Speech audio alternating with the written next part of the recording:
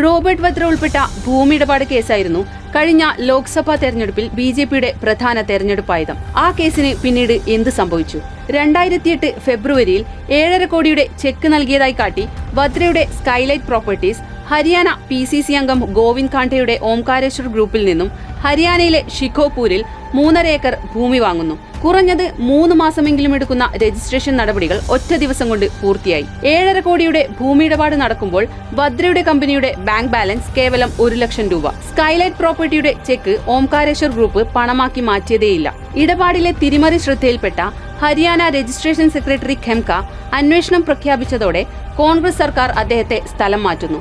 1 മാസത്തിനുള്ളിൽ വദ്രയുടെ കമ്പനിക്ക് ഭൂമിയിൽ ഫ്ളാറ്റ് നിർമ്മാണത്തിന് അനുമതി ലഭിക്കുന്നു.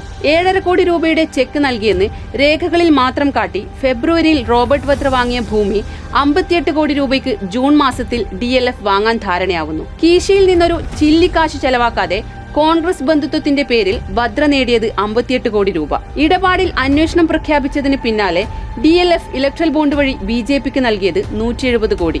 അതോടെ അന്വേഷണവും അവസാനിച്ചു.